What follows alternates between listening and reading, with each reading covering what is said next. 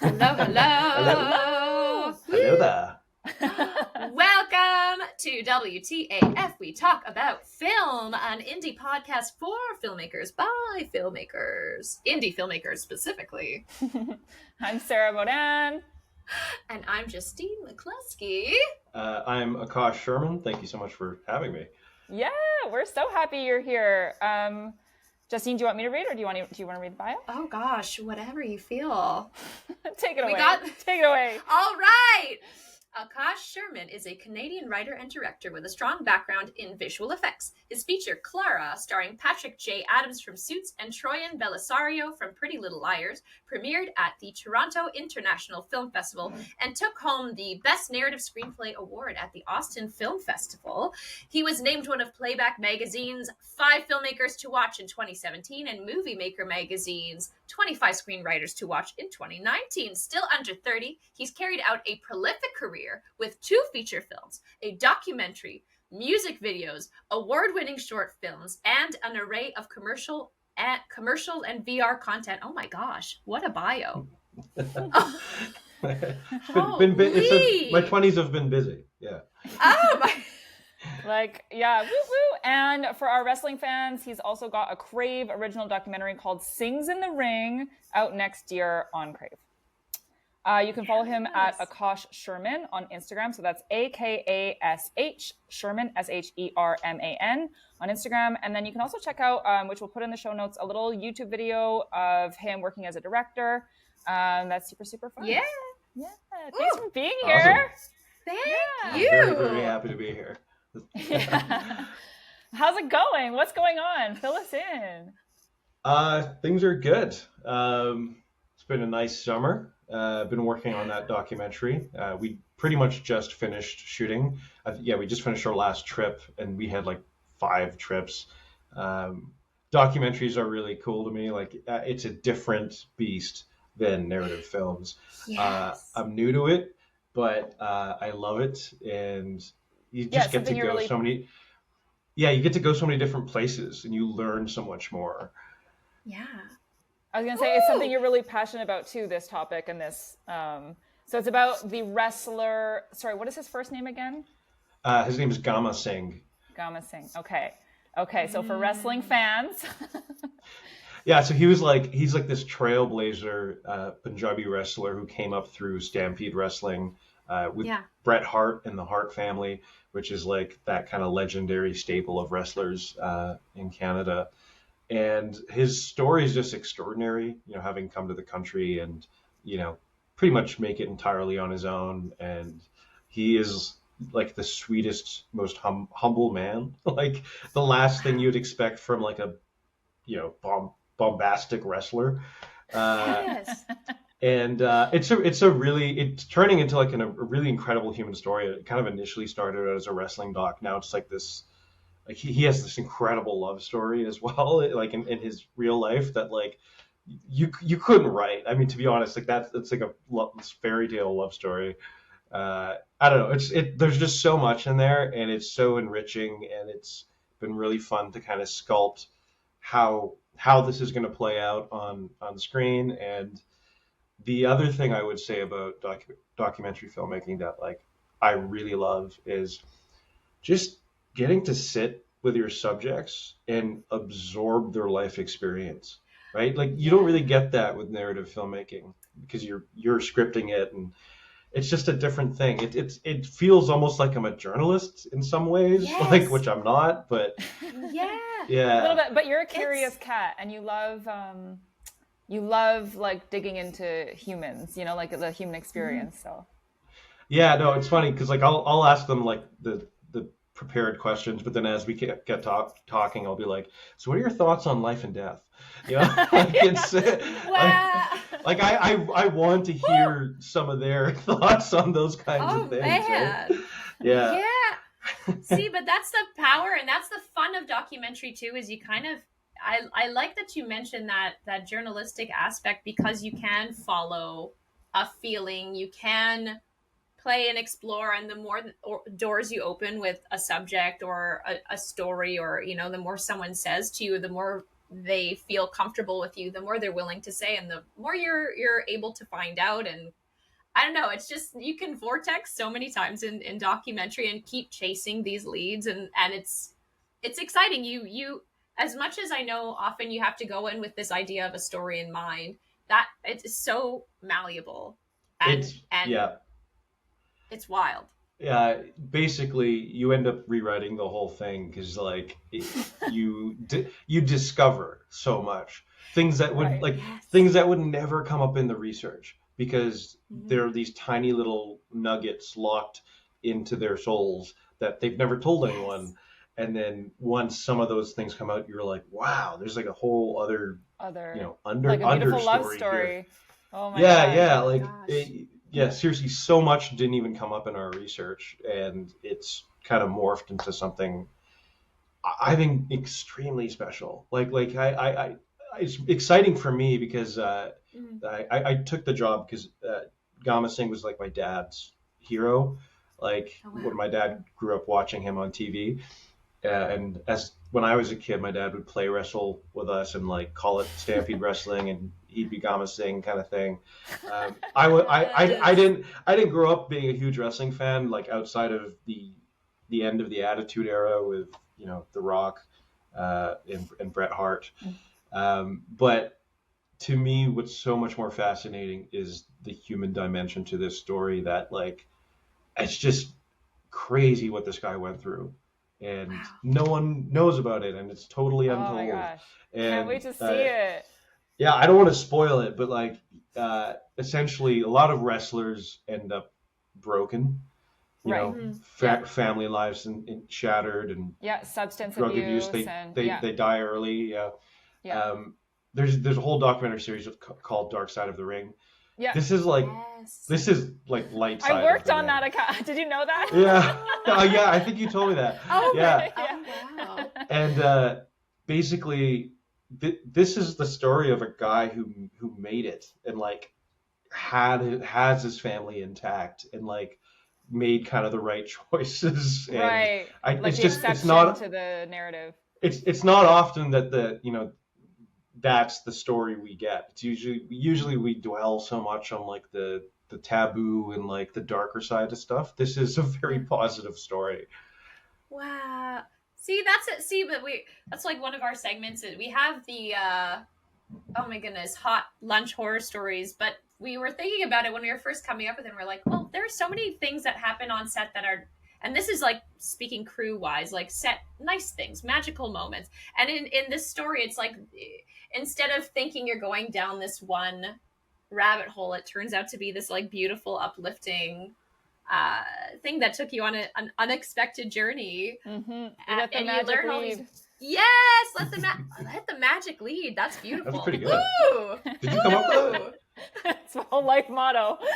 Oh, nice. I forget a lot though. That's why I have to say it out loud because I'll forget. Let the magic lead. Yeah. And you were doing that. You've been doing that for a while. I feel like the last time I saw you, you were in prep for this. So you've been filming for a year. It's been a year, yeah, and now we're finally in editing. Yeah, documentaries take a long time because also some stuff keeps unfolding, and you're like, all right, we got to book another trip. We got to we got to get this. So anyway, it's so different than narrative because Clara, my other film, we shot that in 19 days. Yeah. And that's it. It was shot in 19 days. In the can. 1 month. Yeah. Yeah. Wow. Yeah, so this one keeps moving. But that's what's so exciting about it, is you really don't know what's around the next corner. The next shoot day, you don't know what that's going to turn into. And it's intoxicating. It really, I'm kind of starting to dip my toe into that world myself, and I'm seeing more and more that it's oh my gosh, this is so bizarre and unpredictable, and I'm not a great improviser, I'll say that much, but it's the amount of times you have to kind of pivot and be okay, we're going here now, and you kind of have to be okay with that and just see where it goes. You can't get hung up on things, right? Yeah. But we were supposed to do this today. Okay, and imagine saying that. Right, yeah. No, you weren't supposed to say that. This is a whole other episode. And speaking of Clara, for those who might not know your background, like I personally love your whole story of how that unfolded, and speaking of letting the magic lead, because that was a full, when that story hit you, you just took it and started running. Can you share that, like what happened, how that movie came to be? Sure. Okay, so I had moved to Toronto at like age 19 to go to film school. Movie making was my dream. Like I knew if I'm one of those lucky people who knew what they wanted to do forever. Uh, and so I got to Toronto. I go to film school, made a bunch of friends. I didn't love the film school experience that much. I found it like boring. Like I wanted to just make things, right? Like let me make things now. Um, and I was sitting in, I still remember this. It was January 2015. I was sitting in an art history class, and it was like a 3 hour lecture, and it was a rather dry lecture that day. And I'm just sitting there, I'm zoning out, and I'm like, why am I here? Like the we're in art history learning about all these crazy people that who have done things and created things over time, Right. and they're the ones that like would stay up late and not be stuck in class for 3 hours. They're the rebels. They're the renegades. And so True. I was like, all right, like, okay, I'm gonna dare myself to come up with a story by the end of the day. That's it. I have to finish a story by the end of the day, Oh. hit the end. And so I left halfway through the lecture, picked up my bags. My friends were like, where the fuck is he going? Uh, and then I just went for a walk for about, I don't know, an hour or two. Um, it was like minus 22. So, Oh but, my God. but I was so in it. I was so in it. And I'm listening to like the Interstellar soundtrack. I was listening to the Imitation Game soundtrack. That's a big thing for me. Like music is almost Mm-hmm. always where inspiration comes from me. Like Mm-hmm. and walking, going for walks is really, really helpful. Um, and I came to these two concepts of space and love. And I was like, okay, cool. So I go back to my dorm room. I write for like 7 hours straight. I shut my door, no food, no nothing. And I'm just like what, Wow. no filter, whatever comes to my mind.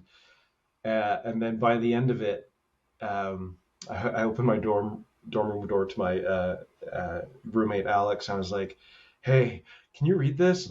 I don't know, like it might be good. I'm not sure." And so I took a food break and like watched Arrested Development to like peter off the Of course. zone. Let's go to comedy.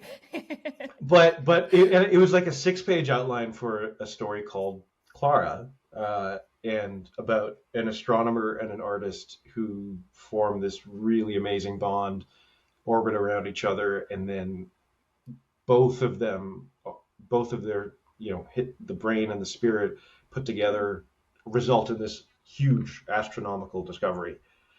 And so, and I named it Clara because the word means clear and bright, like a star. So that I had this 6 page outline. My Oh, buddy, wow. yeah, my buddy Alex comes on. He's like, "Hey, that was pretty good," and I was like, and that's all I needed to hear. I just needed that little bit of validation. Okay. Like that man kind of changed my life. He's actually getting married in Toronto later, so I can't wait to tell this at his wedding. He helped the trajectory. Oh my Uh, Okay, yeah, gosh. that's awesome. yeah, yeah, and then I sent it to another friend, and he helped me kind of flesh it out a bit. I would write with him often, and uh, it became what we call a treatment. It was like a Mm. 18-page treatment. We fleshed out everything, did a lot of scientific research ourselves, and then I had this opportunity to pitch to a producer whose business card I had like locked in the secret box after I did this one function years ago. Hey. And I emailed him. I was like, "Hey, do you remember me?" And he's like, "Yeah. Like, why don't you come by my office and we'll chat?" Um, I go to his office, and it's really a really nice building. It's Serendipity Point Films, and like, I'm so nervous. Like, my knee is bouncing. I have to pee. Oh. Like, like it's just like, oh, and Oh my the god. the secretary's like, he needs 5 roommates. I'm like, oh, thank God. Do you have a washroom? And so like, yeah, I do the thing, and then I get into his office. But before I did that, I just kind of like put myself at peace. And I was like, it's kind of a cool little hack. It was a really good hack for someone who's nervous and like not feeling confident. I just like, I pretended like I connected with a future self, and I heard myself speak back to me saying, I'm there. Whatever you say in that room is the right thing. And it just put me at this like calm, because I just knew like whatever I was going to say is going to lead to that. So I just had to be me. And so I pitched him, and it just rolled off and I even like adopted like a cool kind of like, I wasn't nervous anymore, and like, and you had a stance. Yeah, I know. And so his name is Ari Lantos, and he's a lifelong friend of mine now. But yeah, he had just like watched Interstellar and was like, I would love to make like a space kind of movie. And I pitched him Clara, and literally the next day I got a contract. So that's wild. Wow. Yeah, and you were how old? You were 20? I was 20 at that time, yeah. Wow. Oh, wow. Yeah. 20, and you had I just want to know how you got to a place sitting in that office where you told yourself that one moment that you switched in your brain and you decided this is what's meant to be, whatever happens, like that's the right thing. How did you even get there at 20 years old? I don't know. I mean, like I wanted this so bad, and I was completely on my own in Toronto other than having my roommate. Like I didn't know anyone else in the film industry. Like I didn't really have any help in that sense other than supportive friends.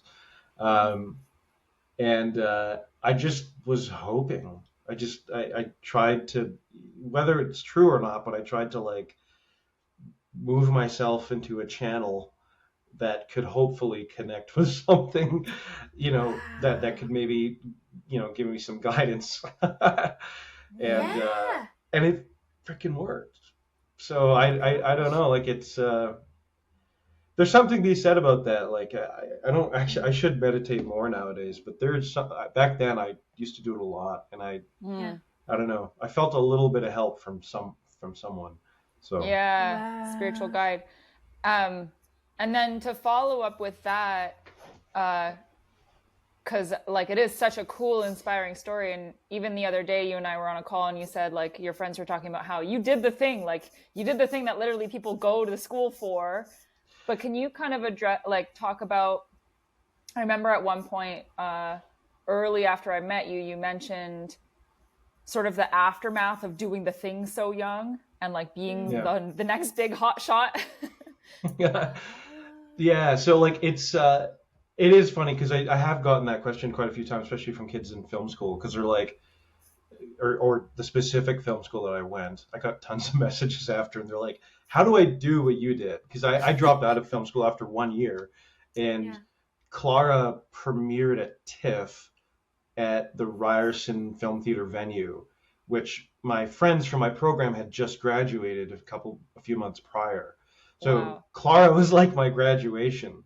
But I got really lucky because I didn't have to pay tuition and got paid to make it. So right, and got paid to have a premiere at TIFF. Yeah. So it really, it's funny looking back on it. I can see how it's like that is the best case scenario for a young filmmaker who wants to do that young. And after Clara, like my career was just really going up. I had got repped in Los Angeles. The president of Paramount saw it and like called me personally, and he had told a bunch of people in Hollywood about Clara, and I ended up getting invited to pitch at Disney Star Wars. Woo. Yeah, like the head offices. Kathleen like Kennedy is the head of and I pitched at so many other studios for my second film, and it's crazy. I think I was 23 at that time, and so it was nuts. My life was kind of leading me this way. But But I will say, and by the way, I had a blast doing all of that. But Yeah. I also kind of felt, how do I say this? Like, I also kind of felt like I was almost robbing myself of the normalcy of life. Like, I had no time for friends or family or relationships or my dog. Like, I just, it was a lot so quickly. And I started to kind of dry up inside. And I thought about it. I had a big hard think about where I wanted my life to go. And Hollywood was also kind of trending in a direction that I wasn't so chill with. Just so much corporate greed and like the destruction of beloved IPs, too many sequels and prequels and remakes.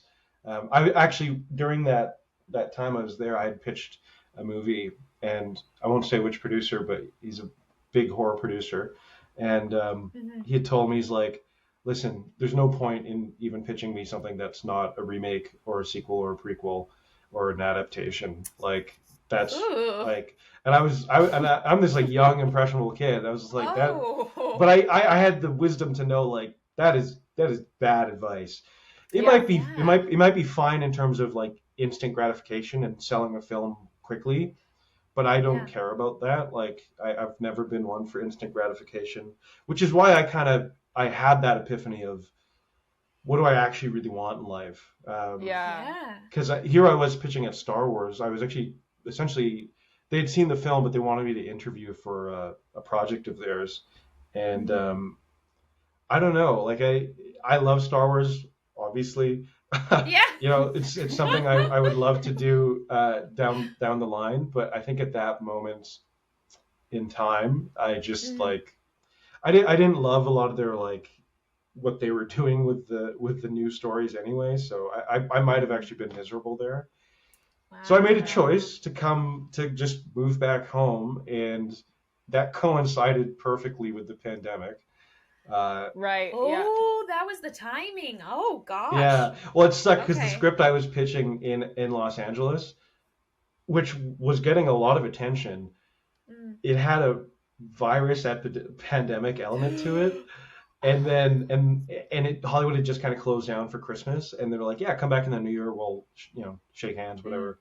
And then the actual pandemic happens, and then everyone was like, yeah, by the time this movie gets made, no one will want to hear the word virus again. Yeah, or like, pandemic, or Yeah, I was like, you know what, fair. Wow. But also I kind of I telegraphed that, like, I kind of like the guy who made Contagion. So you look at the patterns of the world, just like, yeah, there's gonna be an outbreak soon or something. Right. Yeah. That's interesting. Which also, by the way, when someone tells you, oh, we need projects like this because these are what's selling right now, if you took 3 months, 6 months to go write what's selling right now, then you're 6 months too late. So just keep what you've got, keep what's in your heart, because you're gonna miss the market anyway. Just keep pushing what you believe in. Sorry, I had to say that. Yes. And so, yeah, it coincided with the pandemic, and then, as you know, Hollywood just got like destroyed by the pandemic. 3 strikes, tons of box office bombs recently. Like, Barbenheimer's the one thing that, like, didn't. But I mean, amazing movies like Furiosa, Fall Guy did not perform well, which saddens me to no end, because those are movies that should have been seen in theater. And so I feel happy where I am. I'm glad I missed all of that and all of that uncertainty. And I think the Canadian film industry, for all of its faults, has been safe. I felt it has been safe during this like 3-4 years of just uncertainty. And, safe in a good way. Safe in a good way, because artists can still make things here without the kind of high risk in an uncertain environment, which is the Hollywood industry, right? Right. Like Sings in the Ring, for instance, like that. We have a really good budget. We got the Canadian Media Fund, POV fund, and I get to spend a year telling a story that I love, And Yeah. you know, I'm happy. Like the other thing I just want to quickly mention about the documentary thing is like the crew is so fun. Like we're now just a group of friends, and like we take care of each other. We hang out together, and the production companies, Scorgy Media and Fantasy Films, like they've created this environment where everyone is like seen and like heard, and we go on trips, and it's just so fun. Like they're like brothers to me now, and what's better than making, you know, meaningful projects with amazing people you love to hang out with? That is like the dream. So 100%. Yeah. Oh my goodness. I have a lot of questions. You said a lot of things, ahead. even from the beginning, from the writing process, which I love this this peripatetic way of doing things, or you go and you amble, and for me, I find that's the best way of problem solving anything in your life, whether creative or otherwise. So I really connect with what you said there. I love that you cloistered yourself away and you gave yourself this space where you had a goal, like a very clear goal. And then one thing that I'm so curious about, and something that I've been talking to a lot of creatives about in film, is this point that it seems like a lot of us get to, where we become very demystified, very not necessarily jaded by the industry, but when we hit these goal points, these like goalposts, we hit these goalposts that everyone says, oh yes, this is the next step to success. This is the next milestone. This is the next thing you have to do. And you get there and you're like, this isn't what I want. This isn't fulfilling. This isn't what I thought it would be. I don't feel great about this. So the fact that you saw that so early on, you went there, you took all these risks, you did the thing that everybody wants to do, and you made a very clear choice for yourself. And it's I don't know, I think that's like hugely important, that you still were able to check in with yourself and say, is this what I really want? Will I push myself, have consequences with your family, with relationships, with your dog? Like, am I willing to sacrifice all of that for this? And that's such a difficult thing when you get to this place where you're like, this is what everyone says is success. This is what the whole goal was.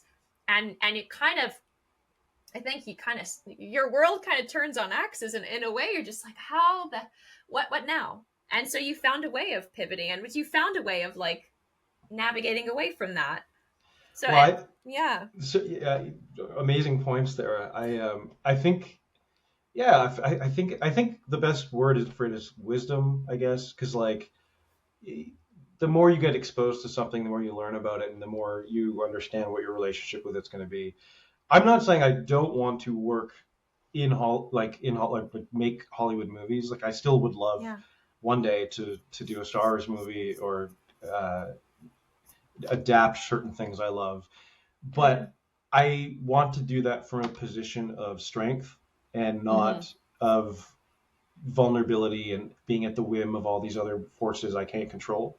And I also just kind of reflected on it. I was like, I don't want my whole 20s to just be grind. My dog, my baby, she passed away a year and a half ago, and if I was in Hollywood just languishing during the pandemic and the strikes away from her, then I know I made the right choice. Right. I still get to be near people I love, which is really important to me. Again, I think just that idea of like being like just an industry workaholic and not enjoying life, that would hurt me a lot. And so I'm hopeful for the future. Like I still have reps in LA, great reps, and I'm going to be shopping another script there soon. But yeah, I'm happy to be a Canadian filmmaker and be here. Yeah. And by the way, like even if I sell a movie in Hollywood, they're gonna shoot here anyway. So like, right, yeah, I know. Yeah, 50%. Yeah. What is it exactly Oh about my the Canadian gosh. film industry that I know we touched on a few points, but is there anything else that we haven't like opened up about that you want to touch on that? Yeah, I think the Canadian industry lacks a little bit of ambition. Um, obviously we have such a small market. Like, Mm-hmm. there's no real way for anything to be successful here. Mhm. It sounds really bad. Like unless you're making like a beloved, like kind of like a Letterkenny or like a Trailer Park Boys or something like that. Mm-hmm. That has lasting power and many people will watch it. Um, but I think the goal should always be universality. Like make a show Mhm. that anyone can watch, across the globe, and Right. tell stories that connect us all. Um, so my kind of criticism is I think there's too much emphasis on like local culturally significant stories in the Canadian film industry, which is Mhm. fine if you have a few of those. Those are always important, but like it boggles my mind that there's not as much sci-fi here. Right. And I'll even say, like, even with Clara, like I felt like it didn't even get that much attention here. It got way more attention in the U.S. Like Mm. like I had way more Interesting. people from the U.S. interested in it, like the Paramount guy, and Yeah. here, like, it just people are kind of genre scared here, um, Yeah. Right. and that's a criticism that I have. Like I would love bolder ideas to be funded. Mhm. Um, and I think one thing that I love being back here, as you mentioned, is I have a background in VFX, so much of that is possible. Like Yeah. if you have a creator or an artist that is coming in with, I know how to do certain things. You don't need to hire a big Marvel CGI studio. Mhm. Just if you have the right, you know, point of view going in. Mm-hmm. One of the greatest examples of that would be Godzilla minus one, in Japan. Mhm. The director was a longtime VFX artist, and so he directed the movie and did most of the VFX himself. The budget was $15 million, and it Oh. just crushed it. Wow. Right? Wow. Whereas Okay. the other Huh. Godzilla ones in America, they're like 150 million Yeah, plus. exactly. Yeah, yeah, And yeah. so this small Yeah.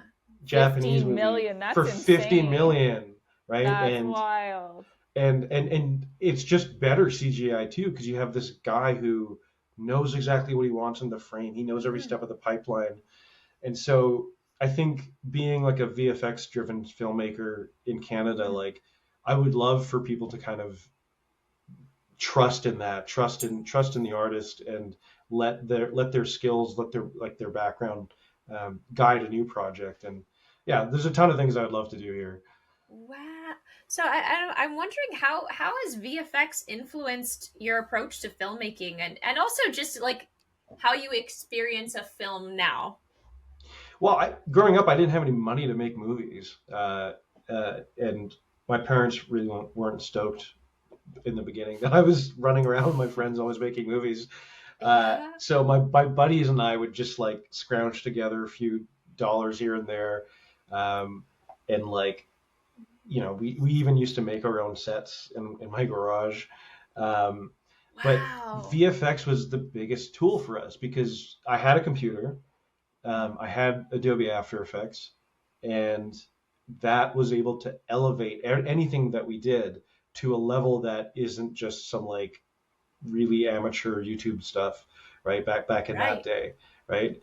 Um, and so my first feature, I don't talk about this one as much because it's more of a, we didn't expect it to go anywhere, but it kind of did.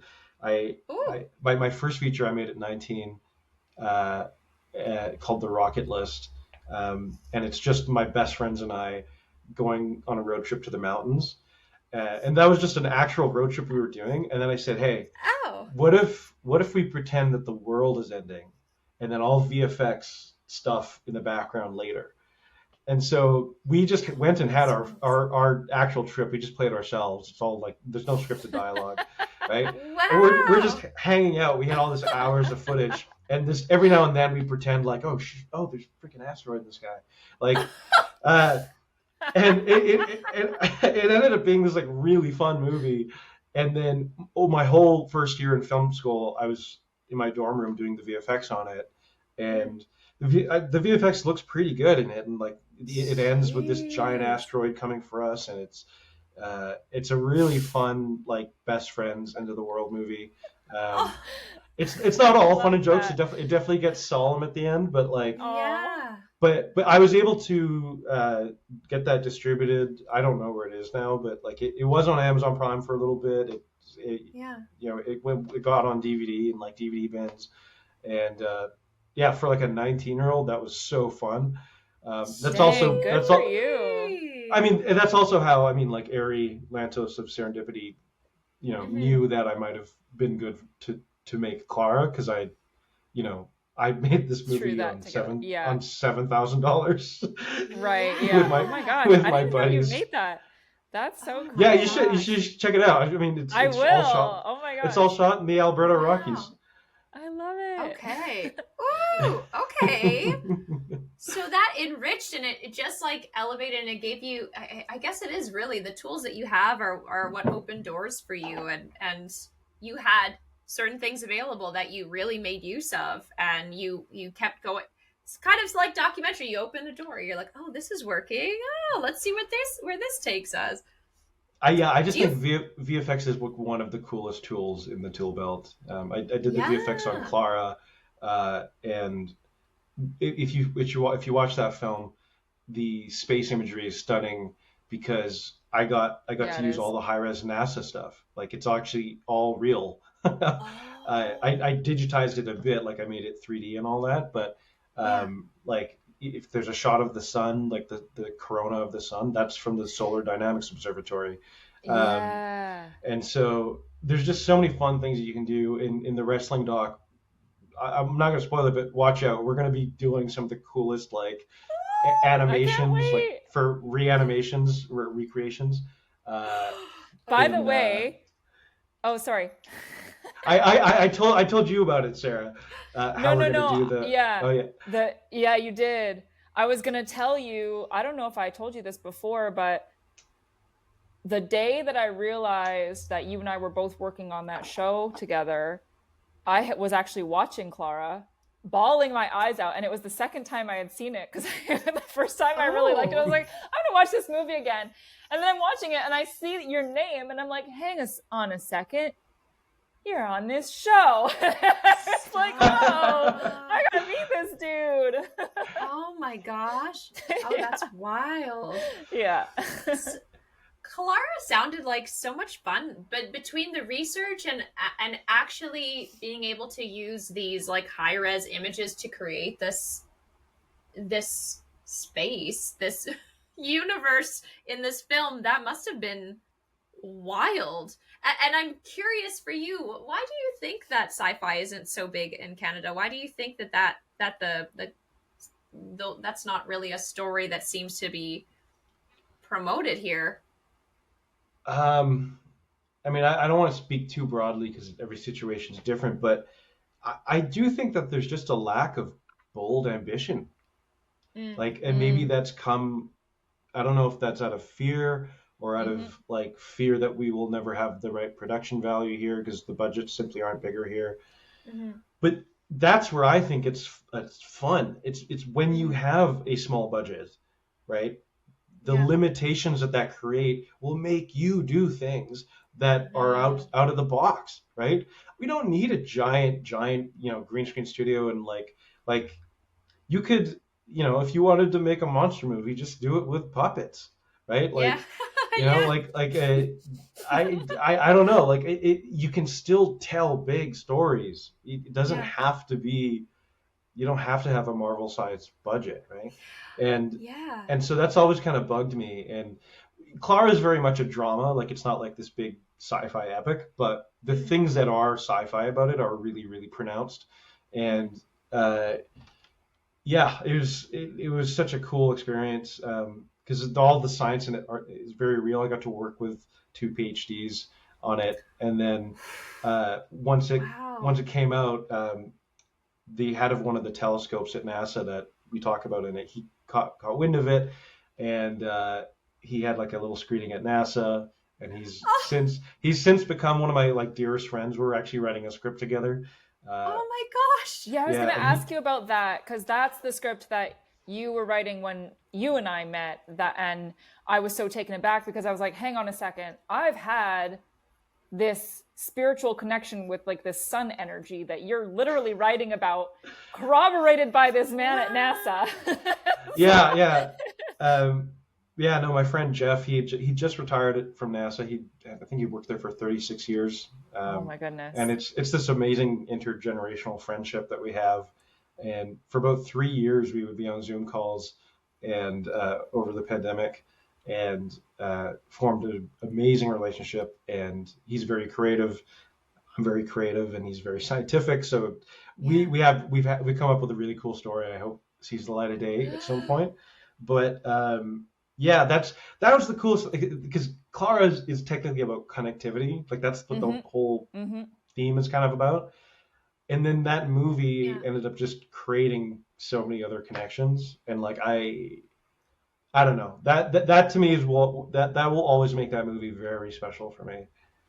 Right. Yeah. Oh my gosh. Well, hopefully, there's going to be a door broken down somewhere and someone's going to, it's a cool script. Yeah. You sent it to me, right? I did. It's a passion project. We'll finish it when we feel it's ready. It's nothing I want to rush. I could make that movie 10 years from now. It's fine. I think it'll still be relevant. Yeah, but like it's definitely like on that interstellar arrival kind of headiness. So cool. Except written with a real scientist. So. Oh my gosh! Yeah, that must be absolutely fascinating. Yeah, back by side. That's so sick though to have the research and I mean that's so impressive, and the amount of I don't know. For me, I love learning. So anytime you have an opportunity to learn and be creative, I think is just like the most epic experience ever. Like, what more could you ask for? Well, that's the best part about this career path is because I frankly didn't love school. Like, it's just not it's not an environment where I'm excited about learning.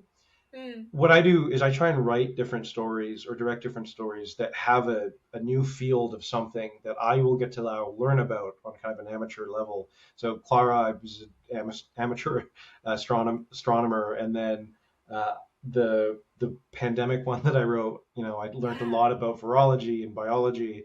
Wow. And then this other one that I'm writing, there's just so much. Basically, I want to treat every project as a learning experience where you kind of get enriched by all the cool things out there. Wow. It's like taking courses almost, except way more fun. Yeah, self-driven. You don't have somebody else's syllabus; you have your own. That's so cool. Yeah, no, and then meeting experts, like actual experts, right? Incredible.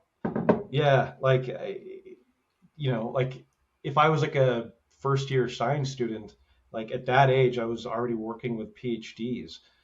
Yeah, exactly. On Clara, right? Like it's just it was a really neat little leap outside of the structure of society and all that kind of stuff. That's what I love about the arts. It's like it's not like a linear line. It's even in like physics, like you bend space time and you can take a little shortcut. Like that's what I think art can do, right? Yeah, totally. Yeah. And I'm wondering, you already talked about the Canadian film industry a little bit, and also you kind of mentioned the state of the Hollywood film industry. Is there anything like that you want to expand on that? Like, where do you see things going? What are your thoughts on where things are now? Do you have any predictions? Yeah, I do. Woo! I think we're going down a really perilous path, particularly with the streaming age and essentially and the algorithms and all that kind of stuff.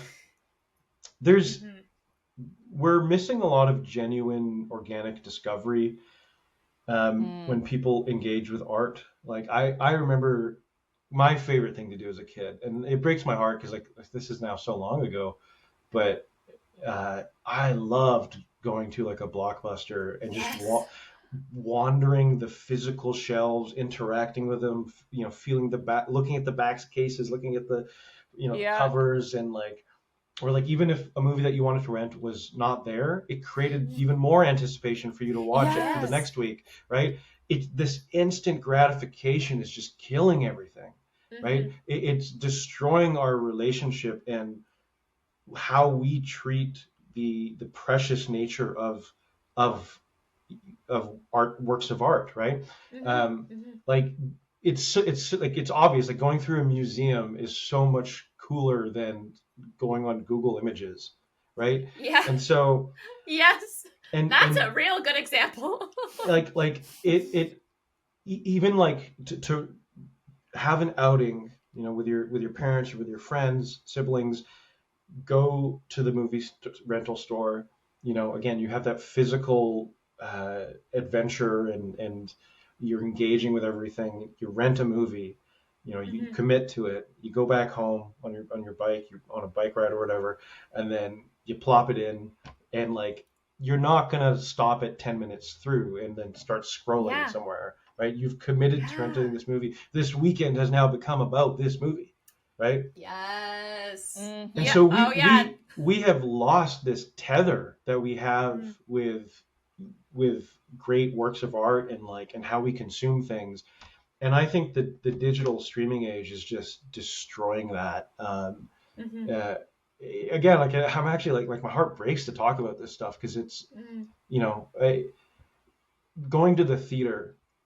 I'm a bit like agnostic, so I don't really go to like temple or anything like that. But Yeah. going to a theater is like a cathedral. It's like a temple, right? Yeah. You you sit there and you absorb, right?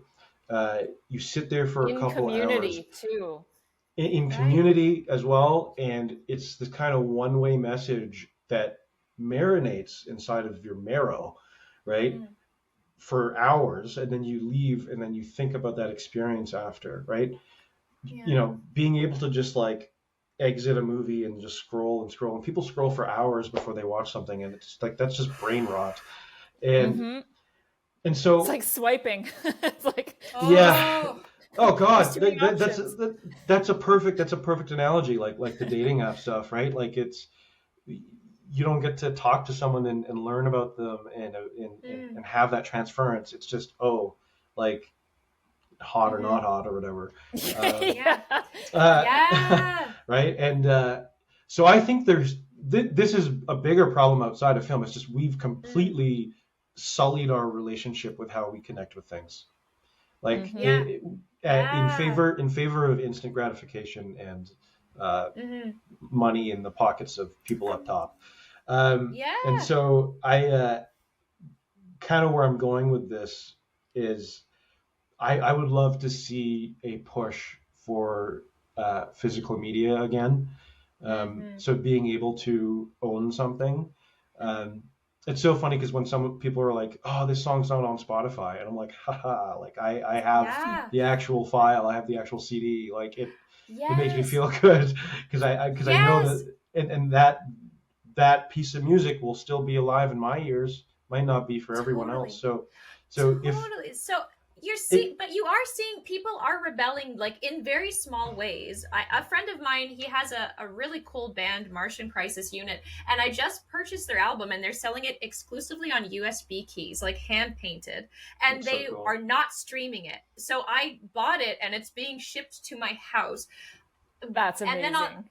yeah, and then on the flip side, I agree. The return to tactile media, something tangible. I love DV, mini DV. I love it. I love it so much.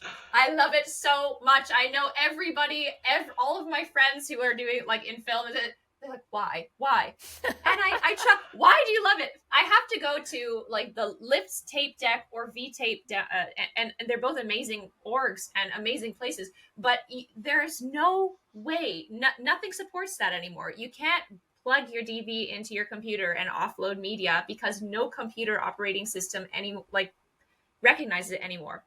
So we're eradicating these. The further we go, we're letting other people make choices for us. We have, we're really limiting what we're exposed to and what we're able to do. I don't know. That's the other part of it, like the algorithm part. I know it's like efficient, and a lot of people are like, oh, well, it's going to feed me more things that I like. But like, so much of what excites me about finding something new is like the organic discovery about it. Like if you're at a cafe and a song is playing, and you have this moment with the person you're sitting next to, you're like, oh, what is this song? Let's find out. Or again, like trips to the movie store. Like there's just. Okay, so I have like a bit of a show and tell that I have. We're here for this. My dad once took me to the movie store, and we once rented this movie. And I remember the case. And I was just intrigued by it. So we rented it, we watched it. I thought it was a great movie. It moved me emotionally. It let me learn more about history. And about 20 years later, I was like, what movie was that again? And I looked it up, and it's not available anywhere. And so that movie is called Kundun. It's directed by Martin Scorsese. It's scored by Philip Glass. It's shot by Roger Deakins. It's written by the woman who wrote E.T. It was nominated for 4 Oscars. Wow. It had a budget of like $40 million. What year? It's a historical epic. It's 1997. 1997. And it doesn't exist anymore. It's gone. 4 Oscars. How is it just like you can't even pull it out on? Yeah. You can't rent it. You can't buy it. It's out of print. And I mean, there's a geopolitical reason for this. I won't get into it, but a certain country does not like a story about the Dalai Lama out there. I see. And they pressured Disney to kill the movie, essentially. So this, to me, is the scariest thing, because if Martin Scorsese, if his movie can disappear, what does that say about us, right? Yeah. This needs to be like, I would love to write an op-ed on this and like a case study on this if any newspaper will have me, because it's it's an amazing movie. It's heartbreaking. I paid like hundreds of dollars for this off eBay. Seriously? Yeah, like there was like a weird limited edition reprint, and it's so scary. This is how scary it gets. Someone made a YouTube video about it, like talking about how this film is rare, and there's this quick little limited edition you can buy. A day after that YouTube video was uploaded, the site took off the movie because I think government and Disney somehow cracked down on that. So trippy. It's so scary, and so that is it's terrifying to me that art can just disappear. A couple other ones, The Wrestler, which is a really well-known movie. It's not available. It's not available to rent digitally in Canada. It's not on any streaming service. It's out of print on Blu-ray. So you can only get it off eBay. It might be available to rent in the U.S., but in Canada, you can't watch this movie, which is crazy because it was like an Oscar-nominated movie from like 2008. I remember it. The Fall, which is, I believe, one of the greatest films ever. I've been looking for this. Yeah. Oh my goodness. I wanted it on Blu-ray, so I had to pay like an arm and a leg to get it, and I imported it from, I think, Germany. But oh my god, this movie, you can't. It's not on any streaming service. It's out of print. It might be able to be rented for digital. And then here I have my friend's movie, not available in Canada anywhere. You can't rent it. It's got Bradley Cooper, Zoe Saldana, Dennis Quaid, Olivia Wilde, Jeremy Irons. It's such a good movie. This movie actually inspired me for my application to film school. I got to meet the director after I made Clara, or when I made Clara, and we've become really good friends. And oh my gosh, we email back and forth, and every now and then I'll remind him. I'm like, dude, your movie like definitely changed my life. For audio listeners, that movie was The Words. The Words. Yes. Yeah. I should have named them. Yeah. No worries. Kundun, The Wrestler, The Fall, and The Words. That's directed by Lee Sternthal. He's a good friend of mine now. But that's scary to me, right? Like when you don't have movie rental stores, and movie rental stores used to have a wide selection right? Yes. Or Yeah. TV movies in the 80s or TV movies in the 90s, like just disappeared because no distributor wants to revive them. So Yeah. the positive is there is a growing, people are vocalizing their thoughts on this a lot more. There's growing communities of people who love physical media. There's a gentleman by the name of Films at Home that I love to follow. He's keeping that spirit alive. And studios are starting to remaster and re-release movies a bit more, especially in 4K, which is the coolest thing because sometimes they rescan the original film print. And so that's why older movies look better now. Right. Yeah. So I think we're at this turning point. I think there's this, we're entering a new era and things are going to have to change. Yeah. Sarah and I talked about this on the phone the other day, but like, it's interesting. I remember when the stock market crash happened, there was a switch to digital filmmaking. There's another thing that we talked about, Sarah, that also happened. What happened? This everything went to streaming services right after, around the time of the crash. And then right after that, Netflix kind of started, I think like in 2010 or whatever. So there was this huge global shift. And YouTube started to pick up, media started to pick up. Yeah. And honestly, like the last decade and a half of movies, there's been some really good ones, but broadly speaking, it's not as good as like the 90s, early 2000s. And also digital filmmaking really is not future proof because those first sets of movies that shot from like 2009 to 2018 or whatever, they were shot and done at like 2K 1080p. You can't rescan those like you can film. So if you like Wizard of Oz, the 4K rescan of that movie looks flawless. It's so good. But if you had a crappy digital movie from that era, you can't make it better without substantial AI. If you're a low budget or mid budget. So that's why the remaster, like Casablanca, looks amazing on my 4K player. The 4K remaster. It's a Wonderful Life.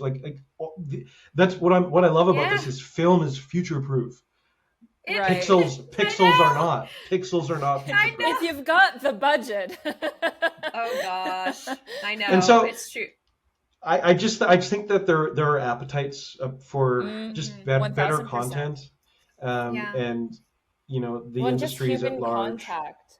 Like you said, it's like there was a part. I mean, even just like self checkout at the grocery store. You're talking about the algorithm. Like, well, if you go to an art museum or any kind of experience like that, like you're going to discover paintings or artists that you probably wouldn't have. So like what now we're just being told what we like. Yeah. And that's like you're taking an element away of like exactly what you said is like where's the element of discovery? Like maybe I would have liked that, but it's not in my algorithm. It's it's funny. I have like a weird. It is a very related story, but I went to Blockbuster and the Blockbuster that I had. I'll set the scene. There was a Subway attached to it on the other side, and it always smelled like Subway. Every Blockbuster. Subway, or was it Quiznos? It was one of those places. Quiznos, yeah. And so you go in and you have this smell, but there was something so comforting about being there. And even before that, we had a Jumbo Video in my town, and they gave free popcorn. Loved it. Anyway, go into this Blockbuster, free popcorn. It was sick. You go into this Blockbuster, you get that waft, you're wandering around, you recognize all the jewel cases and everything. There was this one film that looked amazing. It was called Valhalla Rising with Mads Mikkelsen. I've seen it. Yes. Yeah. Oh my God. So I took it up to the front and I had a very big crush on the guy that was working there. And I took it up to the front and I'm standing there and he's holding it and he's like, we've had 4 people return this. Are you sure you want to rent this? And I was like, what do you mean? He's like, yeah, it's not what you think it is. And that made me want it more. I was like, what does that mean? I don't know what that means. And I took it home and my mind was blown. And I went online and I searched and I purchased pretty much every film that the director had made up to that point, and I was like, I want to see every single one of these. And I was so grateful for that, but I just thought it was so interesting, exactly like you're saying, Sarah, with that human interaction, with that choice I made where I'm standing there at the counter blushing and like maybe making a horrible choice and embarrassing myself in front of, Make the horrible choice. You might love it. It was so good. And my entire life, I've always, like, since watching that film, I have a goal one day to shoot a film. I think they shot Newfoundland, Iceland, and Scotland in the Hebrides or something, or Wales. And I've always wanted to shoot a film there with that same visual thing. But see, that like planted that seed in my head. And had I not gone and flipped through and grabbed it, and you wouldn't have had that, yeah. Well, not a single thing. It becomes. It's funny in Clara we talk a lot about like quantum entanglement, when you get entangled with other atoms, and like you kind of get entangled by things the more you have a physical relationship with them, and that's like, I'm sorry, but like I can't say any Netflix movie has ever made an impact on my personality. Like I don't even remember many of them. Like they're just like Netflix movies are made for so much money, and then they're just kind of a fart in the wind after. Like I know. Hang farts. on, though. I discovered you before I knew you from Netflix. So hang on. I think there's an opportunity, but I feel like it is rare because there's the bigger picture of like, yeah, the heavily produced stuff that's in that the ungood safe zone. I kind of meant their original movies, like the ones that they produce specifically for Netflix, because there is definitely an air of quantity over quality there. But yeah, I do get excited when hidden gems kind of like appear on these streaming services, because it's like, dang, now people can watch it. But usually produced by someone else, and then that's right. Yeah. I love that. Well, I'm wondering if there's anything else you want to tell us about after all that. I think that's like firstly, I'm so happy to hear you talking about this return to tactile media, like physical media, and the fact that it's such a problem now being told what to watch. It's kind of, I've always felt that way about fashion too. You walk into a store and you're basically told what you're going to wear that season. It's so hard to find anything else. But it's now that it's like happening so intensely with movies now, where you really can't find so many things that might have been so fundamental to who you were, or inspired you. You can't just wander and pick something. So I'm so grateful to you for bringing that up. That is such a huge, I think we're craving that. We're missing that. We're missing that choice. We're missing those moments of spontaneity and fruitfulness. And how many people do you know that say, "Oh, I can't find anything on Netflix"? Like everyone is content hungry for people are craving that feeling of being moved again, of being like pulled into a story.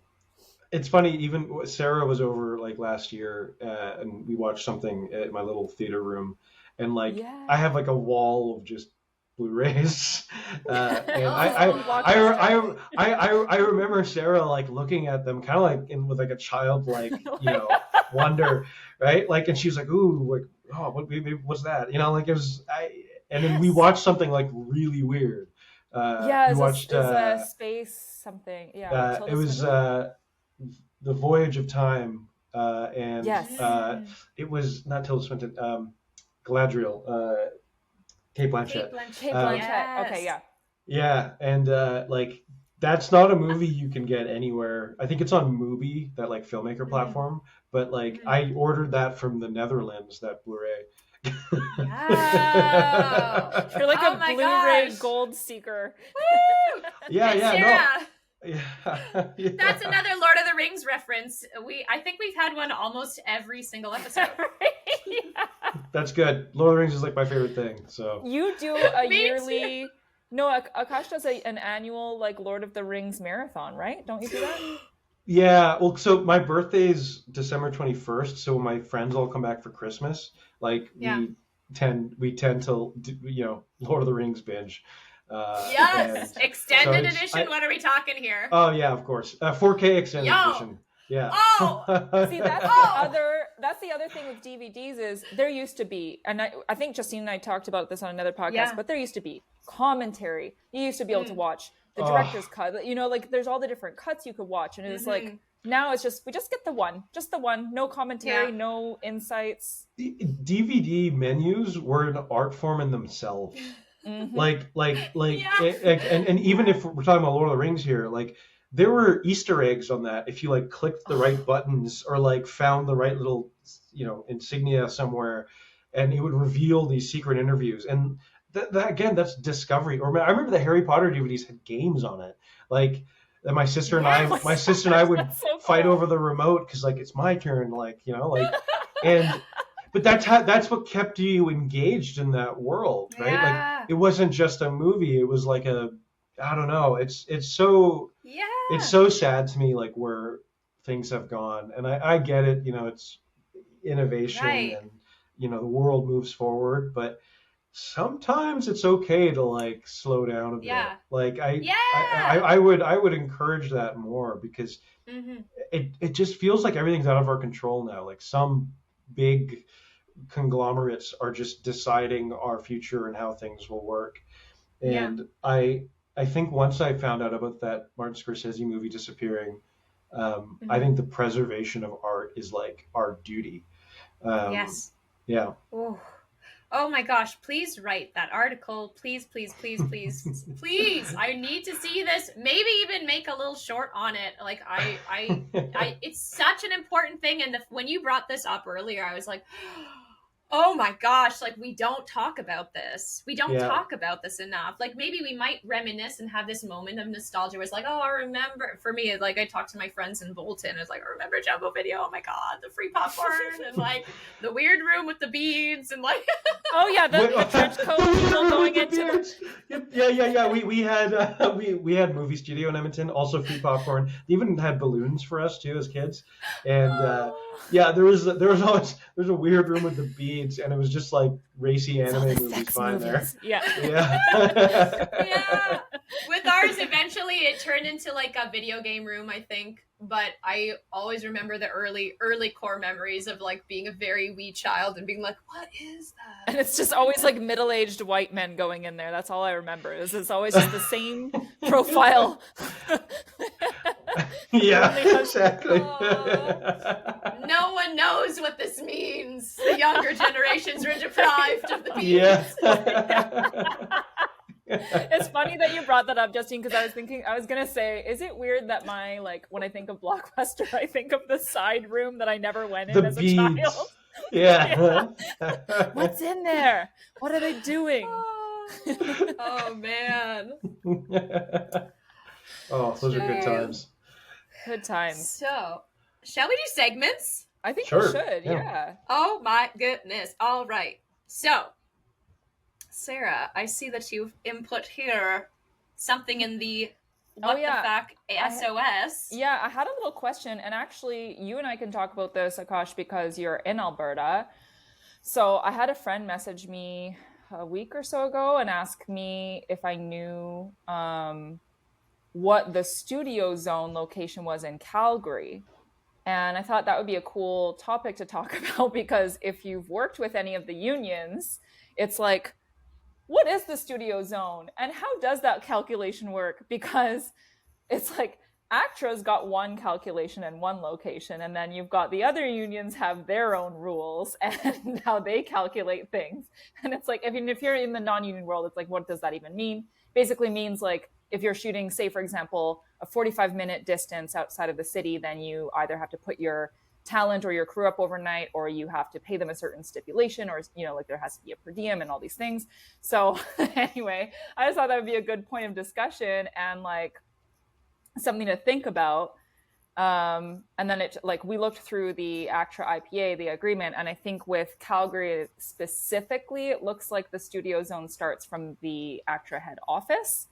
But in some locations, there's like a city center point. So it's like, why is it all different? Okay, I can't speak too much about like the Calgary version of it. Yeah, because you're not in Calgary, But you brought up an interesting thing, and I think I can give a really fun fact here to make Studio Zones a bit more interesting. Please, I want to hear this. Have you ever heard of the 30-mile zone? No. The TMZ. That's why TMZ is called TMZ, because that's the 30-mile zone for Los LA? Angeles. Yeah, and that's why it's like that's like when they filmed like the Star Trek TV shows. Freaking every planet looked like California because they wanted to shoot within the 30-mile zone Within the zones, they don't have because to you pay get the all those extras. benefits. That's right. Yeah. So that is why that gossip channel TMZ is called TMZ. TMZ, 30-mile zone. There you go. Yeah. There you I feel go. like I remember hearing it being called 30-mile zone before they were on, like before it was a whole whatever conglomerate that it basically is now. Like when it was just like, there were these like, yeah, renegade. Interesting. Okay. Yeah. Yeah. Yeah. But yeah, I think basically what my friend and I came up with was, if you don't know, just call the union reps and they will answer. But it is a funny thing where it's like, why is all this paperwork different all the time? Like, can we not just have a universal answer? Like, why is this one in mileage and this one's in time? Like, and what does that time mean? Weird. The other thing we talked about off screen was fair use, which is something that people might not know about.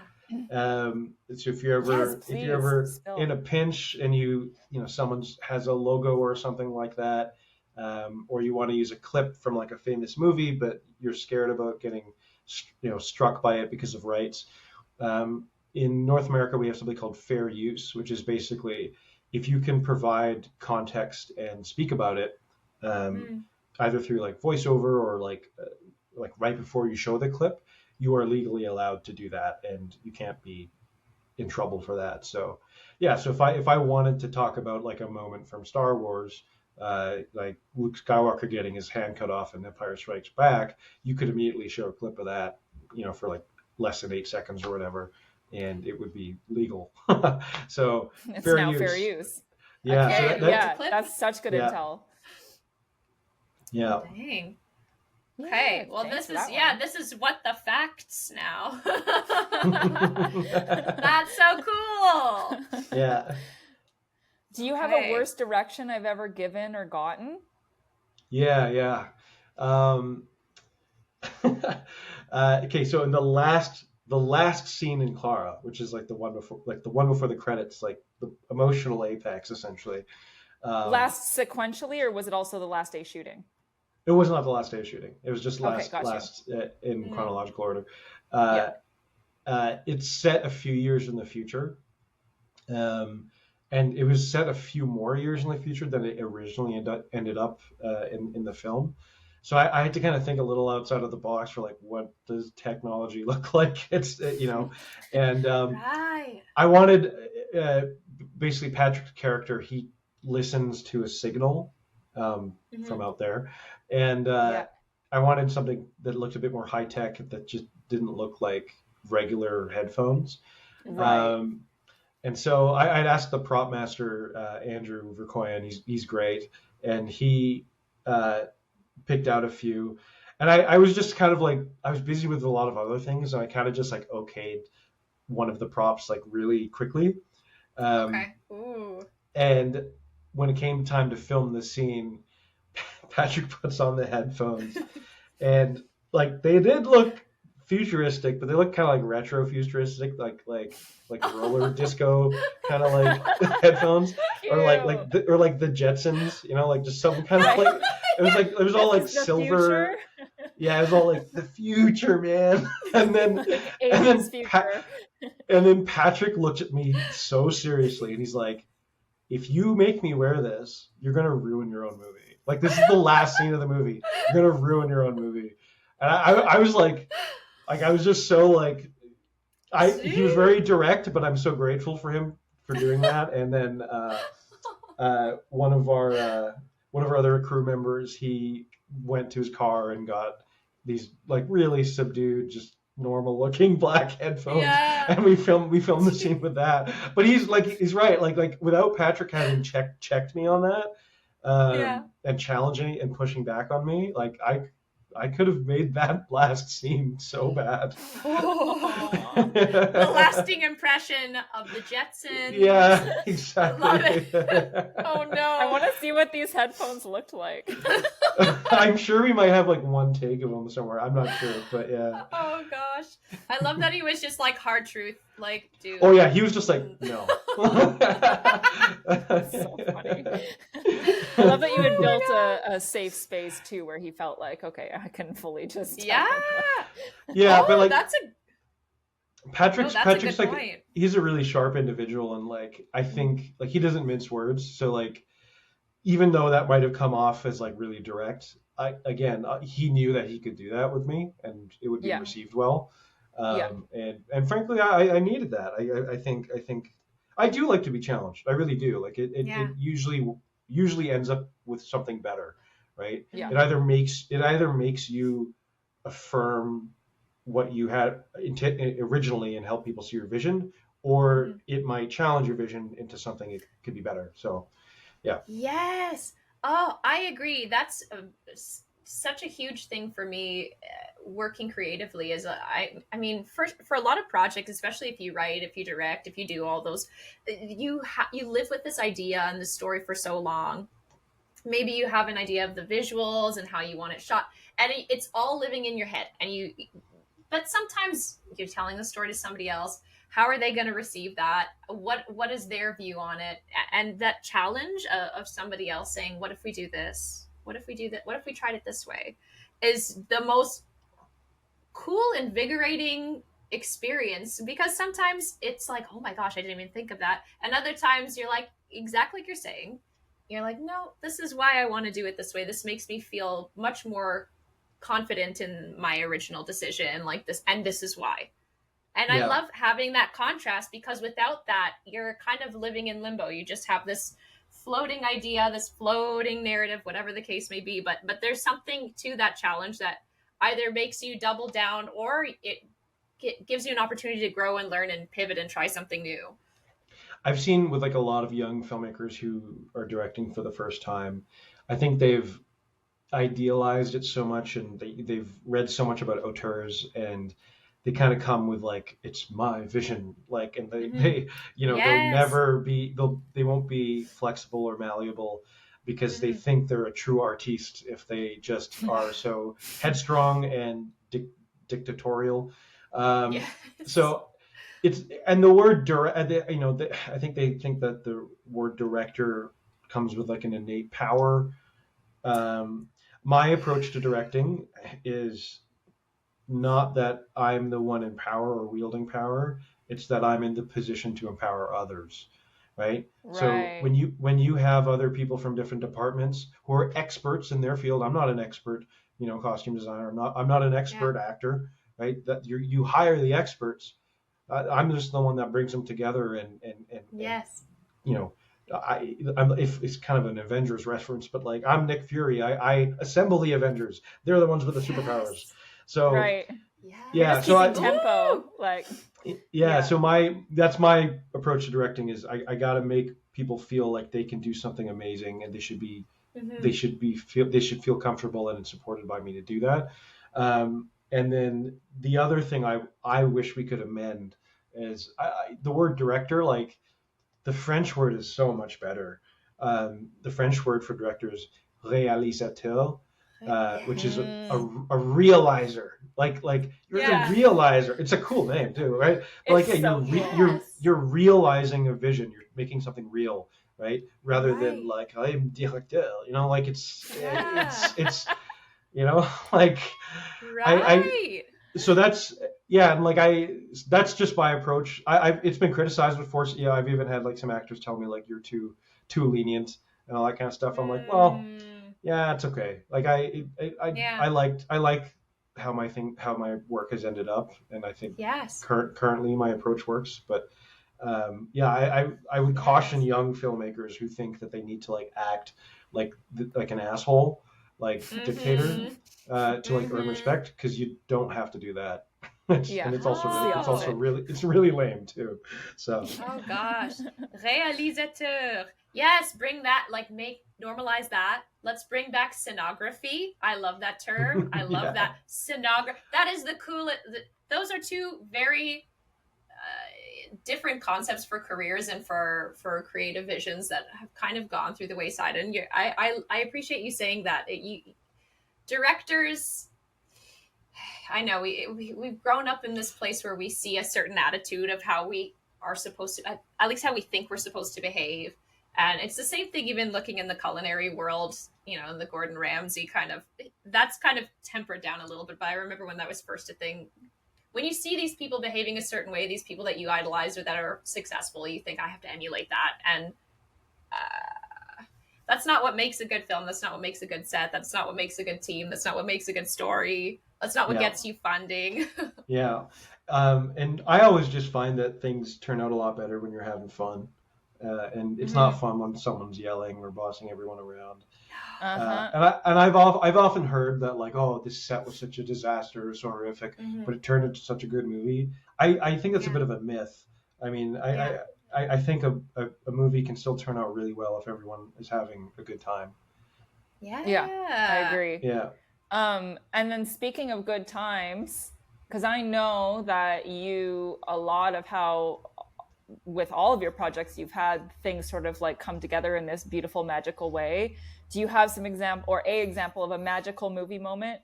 Or on the flip side, do you have an example of a hot lunch horror story, like something really bad that happened on set that you don't want to share? Yeah, I mean, I got a few for each, but for the hot lunch horror story, I had the flu twice while making Clara, and I was just I was just kind of like under a blanket at Video Village, like for a few days, like my God. Let's try that again. Wow. And then I think another thing that I once did that I feel really embarrassed for is there was a really good comedic take that happened, and I laughed from behind the monitor. I ruined it. I ruined it myself. But it was just so funny. It's just like, oh crap. So and so sometimes it's good if Video Village, for people that don't know, is like the set of monitors that the director and the scripty, we sit behind, and it's sometimes better if it's really far away, because that could happen. Oh my God. Yeah, and I think the only other thing was it was like our second last day of shooting Clara, and it was a really emotional scene in like a hospital bed, and I saw one of the actors in a hospital bed looking so sick. Like, I just felt so sad inside. I know it's fake, but like, I just like, I didn't like seeing them in that because I admire them so much. Aww. And then like my heart started beating so quickly, and I told the like on-set nurse that we had, who was actually playing a nurse in the scene. I was like, hey, I think like my heart's beating like really fast. Can you like check me out? And she's like, oh yeah, you're having a panic attack. I was like, oh, okay. And so, yeah, that was kind of cool. And she kept it on the down low, which was really nice of her. That's Lindsay Sommers. She also founded Intimacy Coordination Canada. But So it's like, she did me a solid by like, because I was really scared, we're just about to finish the whole movie, and like it's a big emotional scene, and I'm kind of crumbling inside. And I think having someone to have told me like, oh, it's just this, like, you probably slept pretty well. You had some caffeine or whatever. I was like, okay, cool. And then we did the scene. It was great. So, some vulnerability there. Some vulnerability. 1,000. Yeah. Yeah. Oh my goodness. And then the other thing you said was like a magical moment. Yeah. We had two of those on Clara. One where we got screwed because it snowed on one of our outdoor scene days, and like we really weren't planned for that. Right. And it snowed the night before, and it was a huge just layer of snow, and we're like, oh, this sucks, because like this doesn't fit at all with the rest of the film because it's not like snowy, and it's an outdoor scene. with some like dramatic things happening, and I just like I like asked my grandfather who had passed away, and I kind of wrote the film for him, like I dedicated it to him. I was just like asked him, I was like, please help us. And then like this huge ray of sun just like hit the rooftop that we were shooting on and like melted the snow within like an hour or so. And That's and freaking cool. and I just felt like, oh my God. And we made our day. It looked good. The sun was shining. We had this beautiful flare. Like I was just like, this is crazy. Like that's awesome. Thanks, Grandpa. That's so cool. Yeah. Wow. And then the other one's a little bit more funny. There's this kiss. There's this kiss in the movie, and it's a really like pretty one where it's like set against this like projector light that's projecting like the galaxy, and Patrick and Troy and Clara and Isaac they kiss, and they're kind of like silhouetted against it. But the silhouette was like so hard, and I think basically every take we kept getting a string of saliva that would just drip out. I'm like, oh no. And I'm like, this is how. At least we know they like each other. Yeah, they're husband and wife, so yeah. And then we did another take, and then like as the kiss like was happening, there was this perfect flare comes in, because the projector was like rotating, and like it's like the most magnificent flare that could have happened at that moment, and it's so beautiful. And I'm just like, oh, like that's something that you can't plan. Like it's just something that's just, yeah. So that's the take that was used in the film. Like when they first kiss, you see this just beautiful flare, as if like that's the energy inside them growing, and like, and it was not planned. It was not digital. That's cool. And so I'm really, I really wish we had like an MTV Best Kiss nom for that. So. Oh my God! Yeah. Bring it back! Let's bring it back! Yeah. One of the other things you will resurrect, another article that you will write. Bring it. Wait, is this still happening? Maybe I'm out of touch. I have no idea. I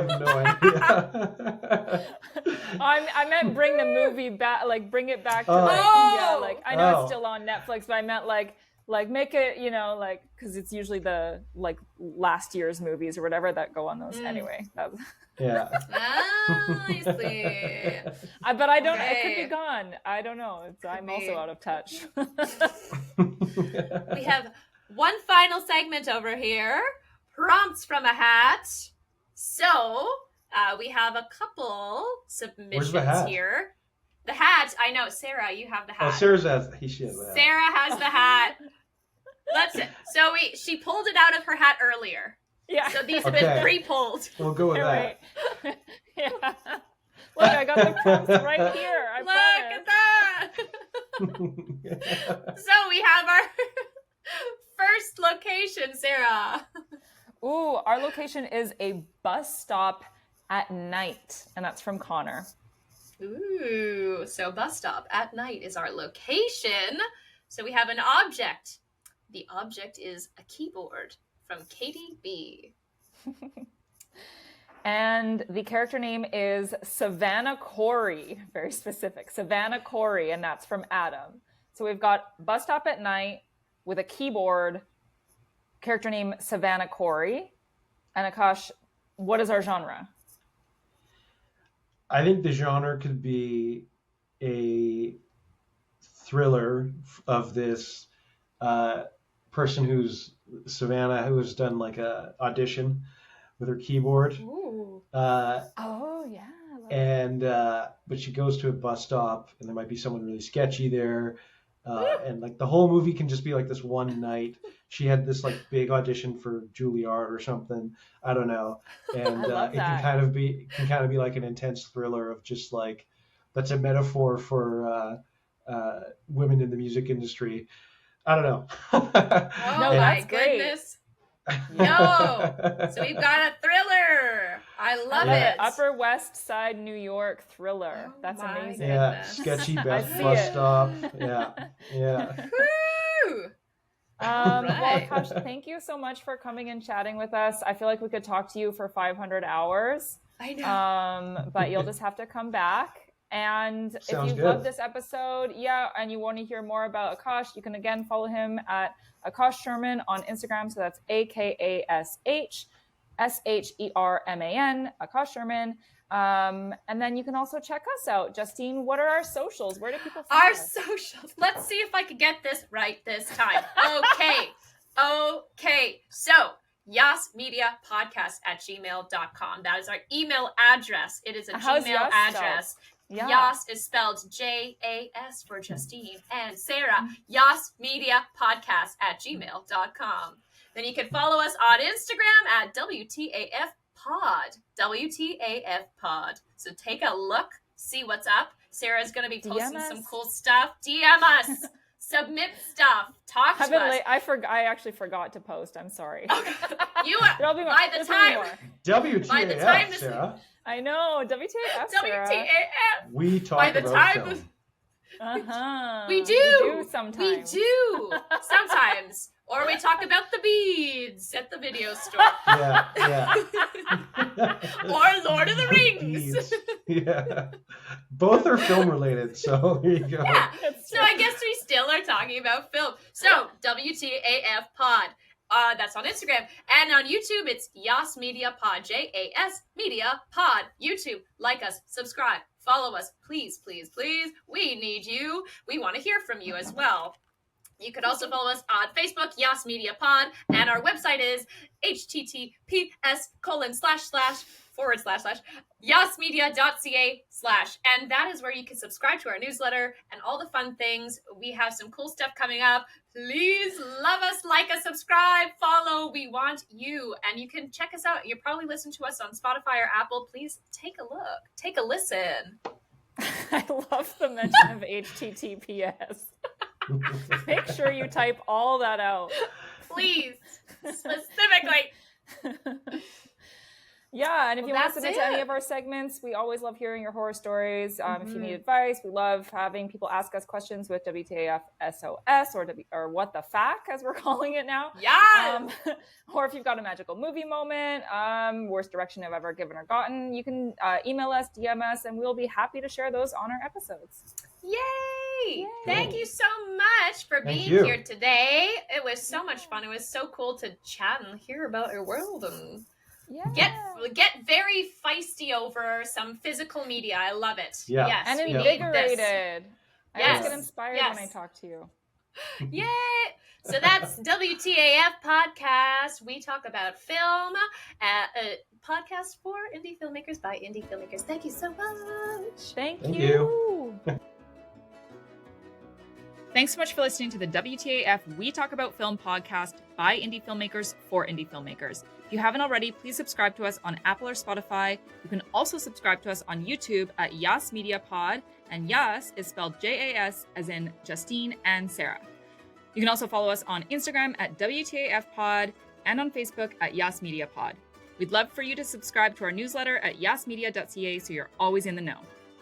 We'd love to hear from you, so if you feel like submitting to any of our segments, whether it's worst direction I've ever given or gotten, WTAF SOS, What the Fack, Magical Movie Moments, Hot Lunch Horror Stories, or Prompts from a Hat, we would love to hear from you. Send us an email at yasmediapodcast@gmail.com or DM us at WTAF Pod. Please send us some stuff. We want to hear from you. We love you. Yes. JAS Media.